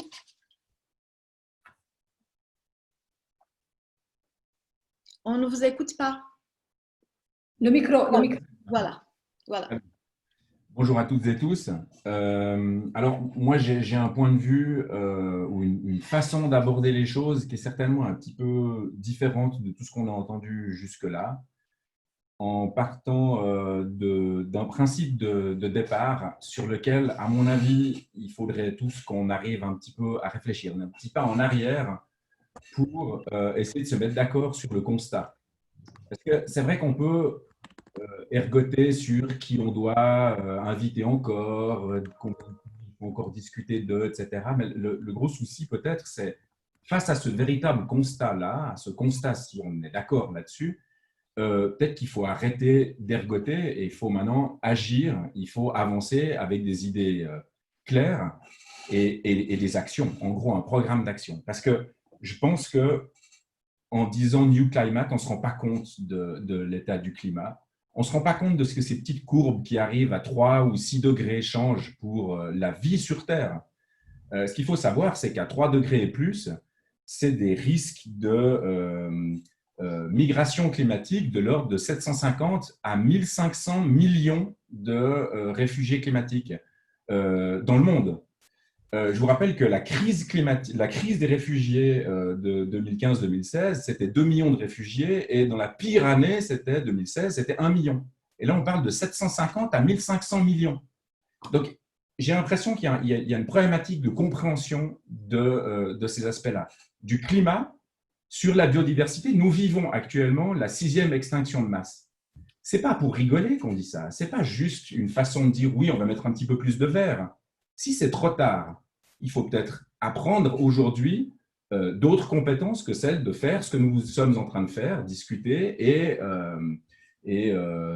faire du projet, puisqu'il n'y a peut-être plus de projet. Et donc, la grande question, c'est de se mettre d'accord sur cet état de la situation. Et moi, je suis un peu inquiet quand j'entends ces mélanges de genres en disant c'est urgent, c'est affreux, et en même temps, ensuite, on parle de petits projets par-ci, par-là, on pourrait faire ci, on pourrait faire ça, on pourrait encore étudier, puis on pourrait encore attendre avant d'agir. Donc ça, c'est le premier point. Le deuxième point, c'est que je suis absolument certain et d'accord que le territoire est au centre de toutes ces problématiques-là. Le territoire, dans le sens où la Terre étant aujourd'hui notre territoire à toutes et tous, c'est une réalité, mais le territoire dans tous les niveaux de pratique. Aujourd'hui, le territoire, c'est celui qui nous produit à manger nos vêtements, mais notre industrie, c'est-à-dire qu'il est absolument réparti partout dans le monde, mais notre territoire, c'est aussi celui qu'on vit au quotidien, etc., où il y a effectivement des leviers d'action. Mais il ne faut pas dire qu'on va désimperméabiliser ou imperméabiliser, se battre sur le fait que la Casbah est meilleure que tel et tel modèle, parce que le problème n'est peut-être pas là. Le problème est peut-être tout à fait ailleurs que dans ces anciens débats. Je vais y revenir, Luca, pour répondre à ta question de métropolisation et d'urbanisation. La grande question, et ça je l'ai dit lors de la première intervention, la grande question concernant l'action et concernant le constat que je fais aujourd'hui avec les participants, c'est qu'il y a effectivement des gens de la ville, mais des gens des services. Et ce que je trouve intéressant, c'est qu'en gros, il n'y a aucune action qui touche au territoire qui ne soit politique. Et moi, je milite pour qu'on repolitise nos disciplines, parce que finalement, on peut rêver de tout ce qu'on veut. On peut y faire tous les projets qu'on veut. Si on n'a pas des politiques, donc des gens qui sont engagés pour ça, qui ont été mandatés pour ça, pour suivre ce projet, on n'a aucune chance d'y parvenir. C'est une question de constat, c'est aussi une question de sont-ils prêts à faire ça? Parce que si on réfléchit à ce que ça veut dire la neutralité carbone à 2050, c'est-à-dire les accords de Paris, c'est-à-dire pas du tout ce que la ville de Lausanne a promis qu'elle ferait, c'est-à-dire la neutralité climatique en 2030, ou ce que demandent des groupes comme les Verts ou Extinction Rébellion, la neutralité climatique à 2025. On peut toujours vouloir plus tôt, mais rien qu'en 2050, moi je n'y crois plus. Je n'y crois pas. Et le problème, c'est que si on n'y croit pas et qu'on n'y parvient pas, quelle vie aurons-nous en 2050? Et le problème, c'est qu'on peut encore ergoter pendant des heures sur le nombre de projets qu'on aura réussi à mettre en œuvre d'ici 2050 et de se poser la question, mais est-ce que réellement on aura réussi à atteindre la neutralité carbone? On se fixe des objectifs comme ça, on palabre, on raconte beaucoup de choses et on fait beaucoup de recherches là-dessus, mais qu'est-ce qu'on fait? Est-ce que c'est pas, et parce que psychologiquement ça a été étudié, ma femme est psychologue, et elle me parle beaucoup de cette incapacité à prendre des mesures, parce qu'il y a beaucoup de déni, il y a beaucoup de biais, des biais cognitifs, des biais pour accepter finalement la situation dans laquelle elle est, qui nous poussent à refaire toujours ce qu'on a l'habitude de faire. Et la première chose à accepter quand on accepte l'incertitude de la situation dans laquelle nous sommes, c'est accepter sa gravité, mais c'est aussi accepter le fait que peut-être qu'il faut changer. Et que la plupart d'entre nous, on devrait aller dans les champs, peut-être, enfin, créer une nouvelle façon de faire notre métier territorial, où on sera très utile par ailleurs. Il y a, au-delà de la politique, une vraie question, à mon avis, d'architecte urbaniste, c'est celle du projet. Je suis assez d'accord avec l'idée qu'il faut un nouveau récit, il faut des projets, parce que ces projets, ils nous permettent de concrétiser. D'une certaine manière, le projet, c'est la concrétisation d'une politique. Dans ce sens-là, il faut faire du projet. Mais c'est le projet du monde que nous devons faire. Ce n'est pas des projets d'autoroute, ce n'est pas des projets de petits, je le dis comme ça, Paola, un peu carré. Mais je pense que si on a des idées de projet ou les idées, comme l'a rappelé Emmanuel Bonnemaison, de ce que nous avons fait à Sion, dans ce quartier, la grande particularité de notre projet, c'était la fertilité, c'est une chose, mais c'est aussi ne pas faire de projet. C'était un projet qui proposait de ne pas faire de projet. C'est-à-dire, en gros, derrière toutes les idées de tous ces politiques qui nous disent Sion va se développer et en plus de ça, on va faire un nouveau campus numérique et on va réussir à s'extasier avec toutes les choses à la mode qu'on retrouve dans les méga trends du Cotter. Je ne sais pas si vous avez vu ce document qui essaye d'expliquer quelles sont les grandes tendances de l'avenir pour les aménagistes. C'est terrifiant. c'est terrifiant parce qu'on ne se rend pas compte de la gravité de la situation. Et donc, tout ce qui est prévu là-dedans et tout ce qu'on imagine est absolument un non-sens. C'est comme d'imaginer aujourd'hui qu'on va sauver l'agriculture en cultivant sur Mars et en réfléchissant à tout ce qu'on va pouvoir développer pour cultiver sur Mars, comme dans tous les récits qui nous sont proposés aujourd'hui, qui sont, eux, les vrais récits qui occupent l'état d'esprit des politiques et de nous-mêmes. Moi, ce que j'aimerais, c'est que des politiques, par exemple, Grégoire Junot, syndic de la ville de Lausanne, puisqu'on parle de New Climate in Lausanne, viennent, ne parlent pas, écoutent à cette conférence et puis nous disent ce qu'ils pensent de toutes ces questions-là et pourquoi il n'est pas capable de faire ça. Parce que je pense qu'il n'est pas capable de le faire non plus, mais ça pose des questions qui sont plus de l'ordre de la politique. Je pense que si on réfléchit à Lausanne, en particulier, il y a des particularités lausannoises très intéressantes. Le fait que Lausanne ait des zones foraines, etc., qui donnent un rapport sur les questions de la densité, les rapports entre la ville et ces zones foraines extrêmement intéressantes qui pourraient développer. Moi, je pense que le vrai sujet de ce groupe pourrait être effectivement Lausanne. Et puis, quand Paola Vigano a dit « nous ne sommes pas un mouvement social », chiche, on a tout pour être un mouvement social, un mouvement de résistance. D'ailleurs, la résilience, c'est quoi, Qu'est-ce que c'est si on étudie la résilience, que j'ai un petit peu fait ces derniers temps, dans le sens psychologique du terme, c'est effectivement accepter les deuils, etc., c'est-à-dire savoir être passif, ne rien faire, mais c'est aussi savoir résister, c'est-à-dire se réinventer, transformer. Et je pense que le terme de résilience est très, très fort comme attitude, comme démarche de projet, comme éléments qui peuvent nous faire avancer pour savoir ce que peuvent devenir la ville d'aujourd'hui. Et pour terminer avec ce qu'avait dit Luca Ortelli, aujourd'hui, tous les architectes urbanistes disent que la métropole et l'urbanité, c'est génial. Pour moi, métropole et urbanité, c'est exactement l'inverse. C'est qu'à mon avis, métropole et urbanité, soit c'est métropole, soit c'est urbanité. Mais l'urbanisation que nous avons faite quand on a créé des métropoles, c'est-à-dire l'urbanisation postmoderne, n'est pas beaucoup mieux que celle du modernisme et n'est pas saluée par les architectes urbanistes qui continuent de s'imaginer que parce qu'ils parlent de l'urbanité, on a l'urbanité. On n'a pas l'urbanité. Elle n'existe pas, cette urbanité, elle n'existe nulle part. Urbaniser le territoire l'est, urbanité, il n'y a pas d'urbanité. L'urbanité étant l'espace bâti où les gens vivent ensemble. Et ça, on ne l'a pas plus dans toutes nos zones villas que dans les centres commerciaux, dans les zones commerciales périphériques. C'est pour ça que je pense qu'il y a pas mal de clés de lecture ou de réflexion et des choses à faire, des actions à mener. Et je pense que c'est super tout ce que ce New Climate cherche à lancer.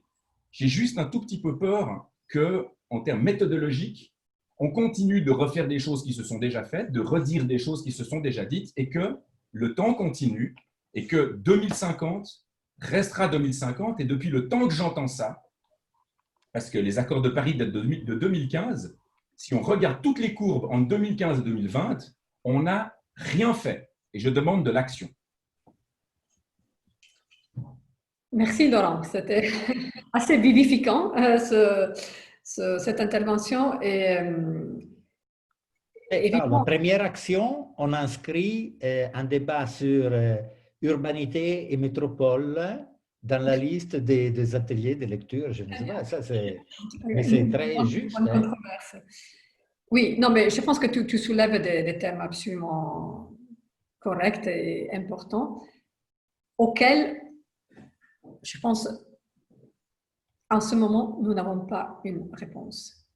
C'est-à-dire qu'il est évident que le système actuel n'est pas capable d'affronter la crise que nous sommes en train qu'on voit devant nous, dans laquelle nous sommes déjà. N'est pas capable. Donc, on doit partir de là. Après, je voudrais déjà que Panos commence à chauffer son moteur parce que justement, c'est la question, par exemple, dans la réflexion sur le futur du Grand Genève. Je pense que notre équipe, mais probablement aussi d'autres équipes, sont arrivées à la même conclusion. Il n'y a pas les conditions pour faire le projet radical que nous savons, pas parce qu'on est des experts, mais parce qu'on a une certaine expérience, on connaît les villes et parce qu'on n'est pas les seuls. Et donc, on sait qu'il y a un certain projet qui devrait être réalisé, mais il n'y a pas les conditions.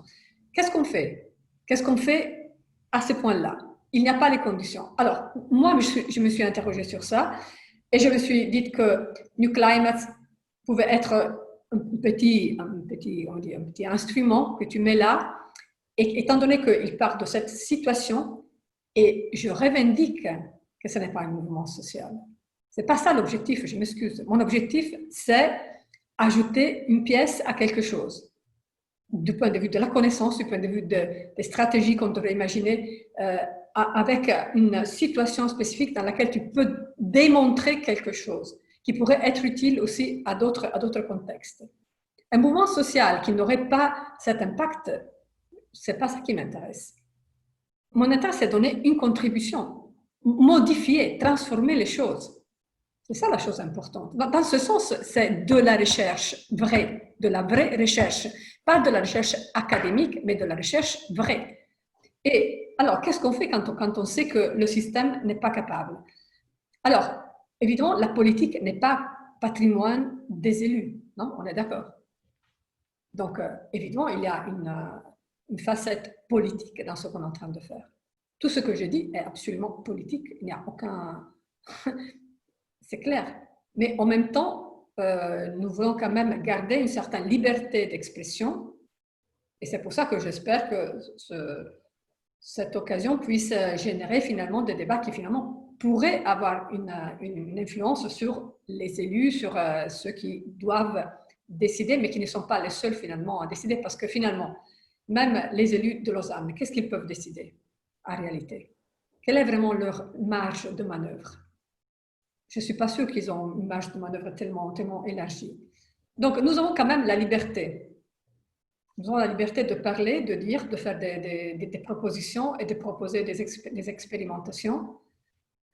Plus que ça, sincèrement, nous, on peut proposer on peut demander d'avoir des conditions pour faire des expérimentations. C'est ça qu'on a demandé, par exemple, dans le cas du Grand Genève. On a proposé une logique pour avoir des espaces d'expérimentation. En plus, je ne sais pas, qu'est-ce que tu ferais en plus de ça? Oui, mais maintenant, il y a une conversation qui se développe par écrit. Et donc, Violaine dit ne pas avoir de réponse tout prête ne signifie pas que nous devons nous interdire de chercher. C'est un peu le point de vue que Paola vient d'exprimer. L'expérimentation pourrait, dit Giovanna Ronconi, pourrait partir de projets en cours au sein des institutions.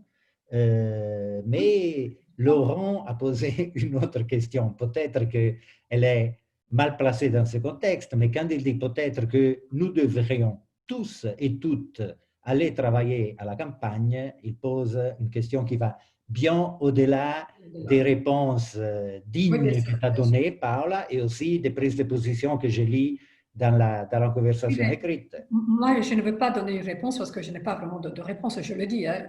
Les questions que Laurent soulève sont absolument, nous dépassent, disons. Je ne veux pas donner des réponses, je veux juste dire que j'ai réfléchi aux questions que Laurent est en train de poser. Et je me suis donné pour moi quelques réponses pour nous permettre d'agir. Mais je voudrais peut-être donner la parole à Panos, que peut-être a des choses à ajouter. Merci Paola. Merci beaucoup et merci à toute cette équipe pour cette très belle discussion. Et en effet, c'est assez vivifiant, comme tu dis. Et je voudrais donc m'inscrire dans la continuité de ce qu'a dit Laurent, parce que je suis en très grande partie d'accord avec ce qu'il dit, et je commence par la même interrogation qui consiste à demander à tout le monde de se mettre d'accord sur le constat, sur l'urgence, sur le constat de l'urgence. C'est peut-être la première fois dans l'histoire de l'humanité où son destin est résumé en un seul chiffre avec un seul digit, 2 degrés. Ça n'a jamais existé dans l'histoire de l'humanité, cette réduction à l'essentiel de ce qui est le futur.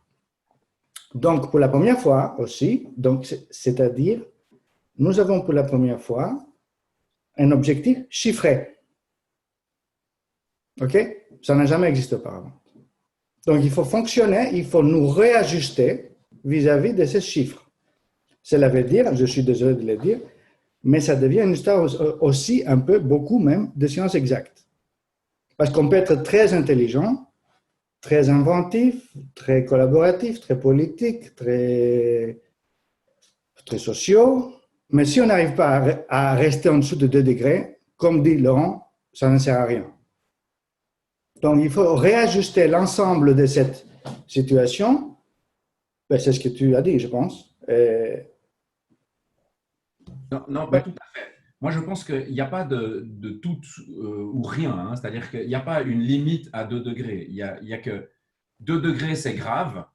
2,5, c'est encore plus grave. Mais c'est vrai qu'aujourd'hui, les scénarios de planète étuve à 6 degrés, c'est ultra grave. C'est-à-dire que je pense qu'il n'y a plus de vie sur Terre, ou en tout cas plus de vie de mammifères. Donc, effectivement, il y a quand même des steps avec des niveaux de gravité qui sont effectivement difficiles à anticiper. Pourquoi pas? C'est peut-être pas des degrés, c'est 3 degrés, mais c'est quelques degrés. La question, c'est toujours un chiffre. C'est ça le problème. Au fond, supposons que c'est 5 degrés. Pourquoi pas? Enfin, pourquoi pas? On sait pourquoi pas. Mais donc, supposons que c'est cette simple situation. Donc, j'ai l'impression aussi que, de mon point de vue aussi, qu'il ne faut plus discuter beaucoup. En fait, il faut faire. Qu'est-ce qu'on fait? C'est un peu, c'est Lénine qui l'a dit, il y a plein de monde qui l'a dit auparavant. Que devons-nous faire? Et je suis aussi d'accord, bien sûr, avec la position politique qu'on devrait prendre, sachant que pour l'instant, l'espace politique est, on va dire, monopolisé par les élus. C'est-à-dire, si on voulait avoir une efficacité, on devrait être aussi élu. C'est-à-dire, on devrait soumettre nos positions au suffrage universel, et voir peut-être aussi après aux petites votations locales si tout le monde n'est pas d'accord, alors que, en réalité, il est probable que l'ensemble de cette population n'arrivera pas à s'ajuster sur la réalité suffisamment tôt pour voter correctement. Pour le dire simplement. Les gens ne sont pas encore... Enfin, Harari l'a dit d'autres manières, nous ne sommes pas capables de reconnaître les dangers qu'à partir d'une certaine distance physique. C'est comme le tsunami. Quand il est très loin, il est très petit. On ne le voit pas. Il faut qu'il s'approche. Mais quand il s'approche beaucoup, c'est trop tard. Donc, l'ensemble de ces données nous font un peu réfléchir sur ce qui pourrait être un projet. Et j'étais aussi très impressionné par une phrase de Peter Sloterdijk dans son dernier livre « Après nous le déluge », qui disait que c'est la première fois qu'on a beaucoup de passé en connaissance, on connaît bien notre passé, très long, une profondeur énorme, mais nous n'avons même pas 200 ans devant nous en termes de prévision. C'est aussi, du point de vue anthropologique ou sociologique, terrifiant. Donc, il y a donc en effet pour moi une position de projet actif, c'est-à-dire réfléchir vite, et agir encore plus vite et de manière concertée. Je dirais même que le travail que vous faites, Elena et Paola, avec l'équipe, qui me paraît génial, devrait comporter une partie de psychologie du faire. Enfin, c'est-à-dire comment on arrive à mettre les gens en position de faire. Psychologie de l'action, ce qu'on appelle, les scientifiques appellent ça de la praxéologie. Il y a une histoire de praxéologie. Comment on pratique? On fait de la praxis dans cette histoire. On fait de la théorie, une praxis. Parce que si on reste dans la théorie, dans le raccord entre les gens, ça peut tourner. Et ça, c'est un peu le problème de la recherche, y compris de la bonne recherche dont tu parles. La bonne recherche a été construite à l'époque, si vous le savez bien, vous le savez tous, de fin du Moyen-Âge, Saint Thomas d'Aquin, c'était théologique. C'était le sexe des anges. On a commencé à faire de la recherche en parlant, justement, si vous voulez, de la caricature d'une chose dont on discute qui n'a pas de sens, dont on pourrait parler infiniment. Donc, la bonne recherche n'avait pas un problème d'horizon fermé. Si, ils avaient la deuxième parution, mais ils avaient pour laisser assez longtemps, ils étaient intelligents. Donc, ils ont dit, voilà, on a le temps pour réfléchir sur le sexe des anges. Là, maintenant, on donne 30 ans, il a raison, Laurent, voire 10 ans, Et donc, il y a une courbe à suivre de réduction de tout, de CO2, des émissions de CO2 et d'énergie. etc. Oui. Tout ça est vrai, Panos. Oui. Mais Oui. la disponibilité au changement est limitée. Et pour que les gens changent quelque chose, il faut quand même injecter des images différentes. Montrer Parfait, justement, c'est là où je voulais. Exactement, c'est là le rôle que je pense que tu veux occuper. Injecter rapidement des images, donc des projets, des images projectuelles, de représentation d'un projet collectif suffisamment engageant, mais aussi suffisamment clair et radical. C'est-à-dire, au fond, tu peux dire que dans ton projet, il n'y a plus de tourisme d'avion. Voilà, par exemple. Entre autres, il n'y a pas de plastique du tout. Mais s'il n'y a pas de plastique, ça veut dire que les supermarchés ne pourront pas fonctionner comme aujourd'hui. La grande distribution ne peut pas fonctionner. Donc, ça veut dire qu'il faut aller avec nos petits sacs en tissu pour récupérer de la farine, pour faire du pain. Ça veut dire que donc il y a une organisation de notre temps, des temporalités journalières. Combien de temps il faut pour aller récupérer, pour vider dans nos petits sacs, alors qu'aujourd'hui, on va dans notre caddie, on attrape nos produits. Donc, vous comprenez, donc il y a, si vous voulez, une histoire de scénarisation, mais de vie, analysée par leurs petits éléments constitutifs pour imaginer. Ça, c'est vraiment intéressant. Et je pense que les gens vont accepter, ils seront très, très contents d'avoir qu'il y a une possibilité de vie. Et là, derrière, évidemment, QT, donc le petit crayon, il sera toujours important. De toute façon, il y a un projet. De toute façon, il faudra spatialiser ça. Donc, il n'y a pas de souci pour nos métiers. Mais entre le constat initial des degrés et cette phase finale, cette réorganisation de la vie, je pense, et je suis aussi d'accord avec Laurent, il ne s'agit plus de parler de forme des villes, de densité. Ce n'est pas, on va le trouver dans la suite. On ne sait pas ce que c'est. L'ensemble de nos conquêtes morphologiques, esthétiques et sociologiques des derniers 1000 ans sont caduques, complètement caduques. Il faudra reconstruire pratiquement l'ensemble du mécanisme de la vie quotidienne. C'est magnifique. On a de la chance. Jamais on n'aurait pu imaginer un projet tellement ample, tellement complexe. Mais il faut donc, disons, laisser de côté quelques parties une bonne partie de nos conquêtes. Voilà. Merci beaucoup. Je vois qu'il y avait Oscar Bouzon qui a levé la main pour parler. Oui, peut-être on peut lui donner. Oscar, si tu veux. Oscar? C'est où Oscar? Ah, voilà. Voilà. Je vois. On ne vous entend pas bien.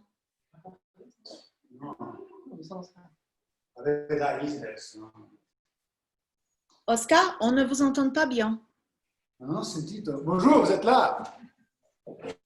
Bonjour. Bonjour. Bonjour. Je venais de partir, je venais de m'assenter, je reviens maintenant. Du coup, je n'ai malheureusement pas écouté les dernières 10 minutes. Mais tu avais quand même haussé la main, non? Ah non, j'avais juste essayé de voir comment ça marchait, juste la caméra. Ok. On revient. On revient donc à Anna Carla. Oui, on peut passer la parole à la ville de Lausanne. On peut appeler Vincent Dufault, Yves Bonnard, Anne Roche, à parler un petit peu dans ces positionnements de la ville de Lausanne par rapport à les New Climates. Caroline, par exemple, Caroline Chausson avait proposé aussi cette idée de scénario, de se donner un petit peu d'occasion pour justement pour explorer la radicalité des questions. Oui, bonjour, effectivement, ce n'est pas mon nom qui est affiché. Je pensais que vous n'étiez pas là, des questions, on n'a pas vous appeler, désolée. Pas de souci, il n'y a aucun problème. Et effectivement, par rapport à la dernière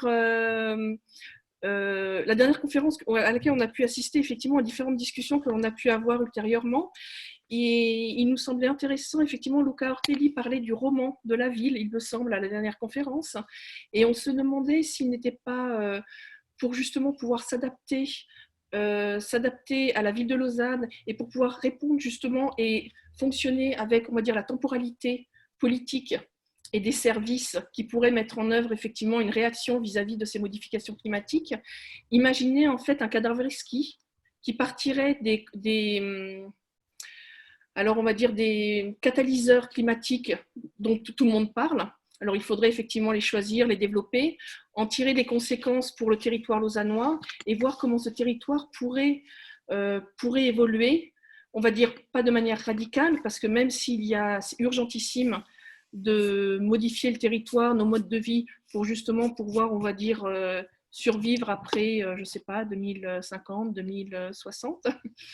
Mais pour que ça puisse être mis en œuvre dans le cadre d'une ville, il faut pouvoir effectivement pouvoir intervenir dans une imagerie et une réflexion globale sur des éléments assez spécifiques. Et donc, ce Kadavrevski permettrait de déboucher sur quelles évolutions, selon quelles problématiques pour le territoire lausannois et comment les mettre en œuvre. Par rapport au planning que Paola nous montrait antérieurement, il était précisé effectivement des ateliers et aussi des expérimentations. Et ces expérimentations pourraient tout à fait rentrer dans un cadre de projets en cours ou de réflexion de la ville de Lausanne sur voilà, que faire de l'espace rue, que faire de l'espace public. Et il me semble, même s'il faudrait changer radicalement peut-être nos modes de vie, répondre de manière plus pratique dans une recherche de terrain sur les évolutions réelles, envisageables en fait à la ville de Lausanne. C'est-à-dire que nous avons besoin de travailler en même temps sur le court terme et sur le long terme. Il faut essayer que le court terme nous parle finalement du long terme, parce qu'il y a juste une petite nuance par rapport à ce que Laurent et Panos ont dit, c'est qu'on a quand même un petit peu, disons, l'adaptation qui nous est demandée, on peut l'étendre finalement sur quelques années, même si certains choix devraient être pris immédiatement, mais cette adaptation nous permet aussi d'imaginer des projets incrémentaux, parce que si le projet n'est pas incrémental, je ne comprends pas comment il va se réaliser, non? Est-ce que ce sera un grand pouvoir absolu qui arrive et qui décide d'un certain moment certaines choses, ou est-ce que vous pensez qu'on reste quand même dans une construction démocratique, ou on doit aussi revoir cet aspect? Parce que je pense que pour le moment, je préfère imaginer que ce sont des décisions que chaque lieu peut prendre. Si on attend les grandes décisions, on va attendre jusqu'à... Non? Donc, on a quand même besoin de montrer que ça, c'est possible. Et après, New Climate In, on peut le faire partout, dans chaque situation. C'est-à-dire qu'il y a beaucoup d'efforts qui sont en cours aujourd'hui. Il ne faut pas sous-estimer ça. Et en plus, nous sommes dans un moment, je pense, Panos, que n'était pas le même il y a un mois. Il y a désormais 3 mois. Et que donc, aujourd'hui, nous pouvons poser différemment les questions, avec une force qui n'était pas possible il y a 3 mois. Donc, c'est vraiment un moment important pour faire ces choses. Et il ne faut pas le perdre, parce que ça ne va pas revenir. Et en ce moment, la confrontation entre ceux qui imaginent de revenir tout simplement en arrière et ceux qui disent, ben, alors c'est le changement, c'est ça l'occasion du changement, c'est un débat qui commence à devenir très tendu. Vas-y. Absolument, je suis d'accord avec toi et je pense que toute cette discussion aujourd'hui devrait amener à ça. Mais je voudrais juste hier, il y a eu sur Euronews, que je regarde souvent pour avoir un peu de nouvelles, l'entretien du président des associations touristiques de toute l'Europe. Je ne sais pas de quelle nationalité il était, qui demandait, disons, aux dirigeants de ramener la situation à la vraie normale, à la normale. Vous voyez? Donc, ce que je veux dire par là, c'est qu'il faut être politique parce qu'on sait que tout le monde ne sera pas d'accord, que cette histoire de win-win n'est pas vraie. En tout cas, dans le short term, enfin dans le terme court. Bien sûr. Donc, ces gens-là, voudront, il y a plein de monde qui aujourd'hui voudrait que les choses reviennent à comme c'était auparavant. On peut pas, il a raison. Auparavant, il faut être présent en ce moment. Il faut être présent en ce moment. Vous avez entendu des choses qui sont signées, des pétitions. Donc, il faut être présent en ce moment. Mais je me permets d'ouvrir parce que il y a quand même peut-être d'autres qui voudraient intervenir. Anna-Carla, tu as encore... Oui, en fait, je pouvais appeler maintenant Yves Kazemi et aussi ensuite aussi en parole par Axel Schubert qui pouvait donner votre... Donc Yves et après Axel. Oui. Oui, bonjour, merci de me donner la parole. Par contre, c'est pas évident. Et je vais vous dire pourquoi. Parce que finalement, une des difficultés que je rencontre en écoutant attentivement toutes les discussions, c'est un véritable problème de langage. Et donc, quand on imagine de mettre ensemble tous ces savoirs, ça veut aussi dire qu'il va falloir qu'on trouve un langage dans lequel on peut tous se comprendre. Et je serai un grand menteur en vous disant que j'ai tout compris ce qui s'est dit jusqu'à maintenant. Et en même temps, c'est bien là la grande difficulté de tout le débat qui va dans le climat, c'est qu'on a un nombre incroyable d'acteurs qui ont des expertises de très haut niveau, chacun dans leur domaine, mais qui traitent tous du même problème. Et clairement, cette notion de langage est un des freins qui permet de aussi trouver des solutions, disons, pas forcément nouvelles, mais qui génèrent la capacité à participer, à avoir un grand nombre d'interlocuteurs qui participent à la création de solutions. Donc ça, je pense que c'est un élément intéressant. Sur le reste, on peut ou pas donner à ce forum un volet social. Moi, une chose qui m'intéresse toujours dans un débat comme celui-là, c'est finalement, c'est quoi la valeur ajoutée de ce qui est, par rapport à ce qui existe déjà. Hein? Et ça, pour moi, c'est vraiment un guide.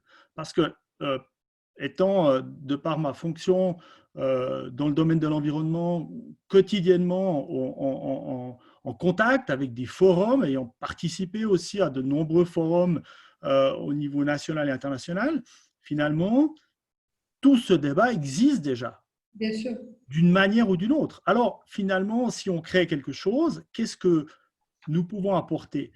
Et moi, la première chose qui me vient à l'esprit, c'est indiscutablement une diversité des regards que je n'ai pas souvent eu l'occasion de croiser dans les forums à laquelle je participe. Donc ça, c'est quelque chose d'assez extraordinaire. Mais alors, la responsabilité nous incombe de trouver aussi le moyen de pouvoir vraiment mettre en commun nos idées et puis de les faire marcher. Est-ce qu'on va dans l'action? Est-ce qu'on va dans le projet? Moi, j'ai l'impression qu'à ce stade, on ne va pas bouder notre plaisir. Toutes les initiatives, même les plus petites, elles sont importantes. Ça, moi, j'en suis absolument convaincu. Si à la fin, c'est peut-être des projets d'étudiants, à la bonne heure. Si ces projets d'étudiants créent quelque chose qui ne s'est pas fait jusqu'à aujourd'hui, alors je pense qu'on aura fait quelque chose. Et voilà un petit peu on va dire le parcours que j'ai fait en vous écoutant jusqu'ici. Comme dit un très bon collègue à moi, I am still confused, but on a much better level now. Merci beaucoup, Yves, pour avoir aussi modifié un petit peu là. Alors, Axel. Bonjour à tous, je vais l'essayer en français cette fois. Pardon pour tous mes fautes. La dernière fois, dans la ronde plus petite, j'ai proposé finalement de penser ensemble une mitigation radicale, une politique pour une mitigation radicale avec une transition juste et une création d'un monde différent. Ce sont, je pense, les trois points qui sont très importants. Et de ça qui était dit par Paula et Catherine, je veux ajouter quelques points un peu thématiques de la discours méthodique et aussi avec la obligation légale. Thématique, la question de la mobilité, c'est super important, mais je pense pas seulement sur sur le level local, mais aussi régional, national. Parce que là, avec un changement de vitesse et tout ça, ça va changer la structure spatiale, avec toutes les conséquences qui sont très fortes. Avec les questions pour la transition juste, ça veut dire quoi pour l'habitation, pour la politique de logement et tout ça. Puis un point de la discours, vous avez dit les contrepoints et qu'il est nécessaire d'avoir un discours académique, mais aussi transdisciplinaire et aussi avec les citoyens engagés. Mais je pense plus nous devons aussi avoir un discours avec les citoyens pas engagés. Comment le trouver? Ce sont maintenant 90% et plus. Et pour ça, c'est une point méthodique. Nous devons avoir un plan climat, ou peut-être aussi nous pouvons discuter d'un plan catastrophe, de créer le dystopie avec les questions comme la migration, comme la crise de faim et tout ça. Je pense que c'est très important de penser en plusieurs directions, pas seulement sur les utopies positives, mais aussi avec les dystopies. Et finalement, c'est quelque chose parce que je suis une activiste avec l'obligation légale. En 10 jours, nous voulons lancer ici à Bâle une initiative cantonale pour la Klimagerechtigkeit, justice du climat, avec les objectifs, c'est pas deux décrets, c'est une autre chiffre, je vais pas dire lequel, mais c'est pas 2 décrets. Oui, et peut-être vous voulez écouter ça dans le média ou. Ouais. Paula, votre micro s'est fermé. Voilà. Bon, on a Antoine qui a la main levée. Il veut faire intervention. Oui, moi je voulais revenir dans le cadre de cette discussion aussi sur qu'est-ce qu'on peut faire, qu'est-ce qu'on ne peut pas faire, quels sont les moyens dont on dispose ou quoi, sur quand même la dimension métaphorique de cet invite New Climates. Bon, le climat, c'est aussi quand même les conditions de la discussion. Et il me semble qu'on pourrait revenir beaucoup plus et réfléchir beaucoup plus à quand même ce qui vient, les événements absolument extraordinaires qui se sont passés dans les 6 dernières semaines, dans lesquels on a quand même une situation où il y a 6 semaines, il y avait une très petite part de la population, un très petit nombre de communautés qui savaient vivre au quotidien avec un virus mondialisé et mortel. Aujourd'hui, la plupart de l'humanité est en train de comprendre ce que ça veut dire de vivre avec un virus et de faire avec au quotidien. Soit on prend des médicaments tous les jours, soit on transforme radicalement ses habitudes et en particulier ses habitudes spatiales. Et ça a eu lieu. En 6 mois, Panos disait de manière provocatrice, il faudrait arrêter le tourisme. Ça y est, c'est fait. Plus personne n'envisage de prendre des vacances à l'étranger en 2020. Et même maintenant, on en arrive à une deuxième phase, c'est que les gens non seulement ont renoncé à leur projet de vacances, mais ils commencent à en réorganiser d'autres sur des circuits courts, pas très loin d'ici, et à trouver des solutions, etc. Et donc, il y a quand même une prise de conscience et une capacité de la population à s'adapter, à réorganiser et à intégrer des éléments qui changent et à comprendre qu'il faut changer, ou sinon ça coûte très cher, très rapidement. Alors, avec une part de souffrance considérable qu'on a du mal à percevoir en Suisse, mais qui existe bel et bien. Donc, mais quand même, les choses bougent. Et du coup, je voulais revenir sur cette personne, Emmanuel Bonnemaison, qui parlait de cette cartographie possible et des projets qu'on pourrait faire avec tous ces arrière-cours, ces systèmes de proximité, etc. Et moi, je remarque, et là, je suis confiné, bon, c'est pas Lausanne, c'est Zurich, mais ça ressemble beaucoup, dans un kilomètre carré autour d'un morceau de ville tout à fait banal dans le cœur de Zurich. Et moi, ça fait des mois que j'observe les petits parcs, les cheminements piétons, tous ces vagues qui structurent ce territoire, mais qui étaient jusqu'à présent totalement sous-utilisés. Et Et en quelques semaines, progressivement, c'est devenu un peu plus tous les jours, ils sont plein de gens. Alors, tous les 2 mètres, mais ils sont plein de gens qui prennent le soleil, qui vont au jardin, mais qui font aussi du sport, qui se déplacent. Enfin bref, qui réutilisent complètement ces lieux-là sans qu'il y ait eu un projet. Il y a eu simplement une modification des conditions de vie, une modification d'accès à ces lieux-là, une modification du climat, je pense, au sens métaphorique du terme, et les effets, ils sont considérables et extrêmement rapides. Donc, je pense que dans New Climate, on devrait aussi réfléchir au fait que ça peut aussi changer beaucoup plus vite que ce à quoi on s'attend.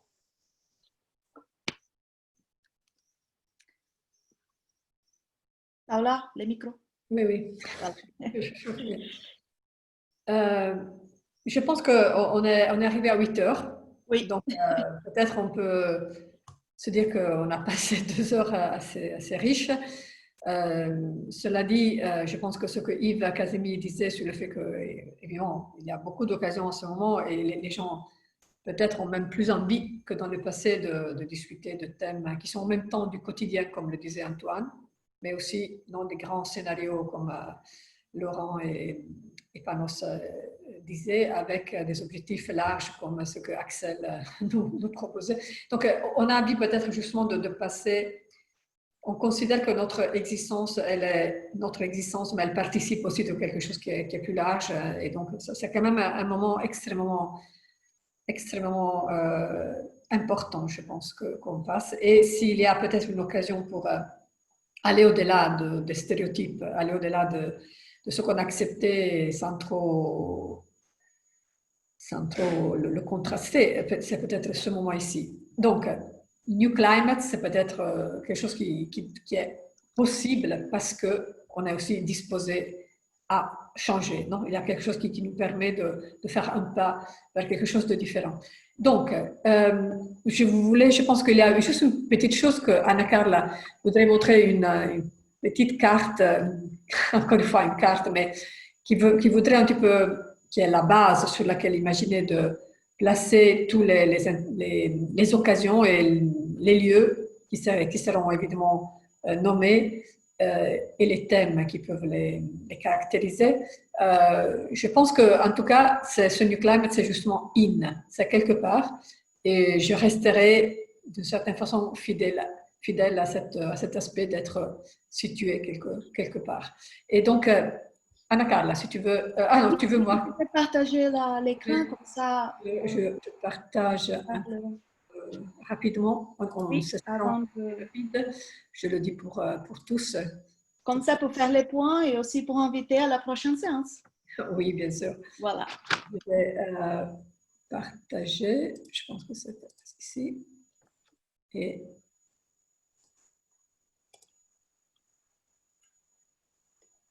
Voilà, donc, si comme New Climate part de l'hypothèse de la ville comme un laboratoire et part de ces espoirs de la recherche en tant qu'action sur les territoires, ces pistes d'action seront converties dans cette plateforme online de cartographie collective et mélangeant les formats de New Climate dans un espace que chacun pourra amener ces réflexions et actions à travers des lectures, des images, des vidéos pour traduire et territorialiser ces positions et ces expérimentations et ces actions qu'on a discutées aujourd'hui, des actions qui on va créer ces scénarios et aussi amener les actions qui sont déjà en train d'être exécutées dans les territoires. OK. Merci beaucoup. Je vais sortir de là si j'arrive. Okay. Alors, donc, avec tout ce qu'on s'est dit, nous allons vous proposer un programme pour New Climate et surtout, je pense que pour préciser une série de suggestions ou d'autres idées qui seraient amenées, écrivez-nous parce que je pense que ce programme, le programme que nous avons proposé, j'ai l'impression que sur la structure, il n'y a pas beaucoup de... Ça peut aller pour commencer, mais sur les questions à aborder, je pense qu'on en a touché quelques-unes et on aimerait bien pouvoir préciser ça Quelqu'un a dit, ce n'est pas le cas de trop discuter, c'est peut-être plus le cas d'investir sur d'autres formes. Essayons aussi de faire avec les conditions actuelles qui ne nous permettent pas vraiment de faire tout ce qu'on veut. Et essayons de comprendre aussi jusqu'où on peut pousser dans l'hypothèse de ne pas pouvoir immédiatement se rencontrer physiquement. Qu'est-ce qu'on peut faire dans cette condition? Nous, on va évidemment y réfléchir, mais toute contribution serait vraiment précieuse. Et donc, j'espère qu'on pourra continuer ce travail qui, comme tous les travaux de ce type, est ambitieux, un petit peu lourd peut-être. C'est pas, à mon avis, ce n'est pas quelque chose vraiment destiné au grand public, mais un public des gens engagés qui ont envie de réaliser ces choses, ce serait déjà essentiel et peut-être aussi suffisant. Et espérons de nous rencontrer prochainement, peut-être pas le 8 juin, mais dans une des prochaines rencontres. Et pour le moment, je vous remercie vraiment beaucoup, tous, et aussi Panos qui n'a pas eu le temps vraiment de parler de l'activité qu'il est en train de faire à la Fondation Braya. Peut-être que tu verras une autre fois, Panos, et on pourra essayer de tester certaines connexions entre ces initiatives et tous ceux qui sont intervenus. Merci. On n'a pas un verre de vin, mais symboliquement, c'est un petit peu comme ça. À bientôt. À bientôt. Merci à tous. Et au revoir. Au revoir. Merci, au revoir. Au revoir, merci.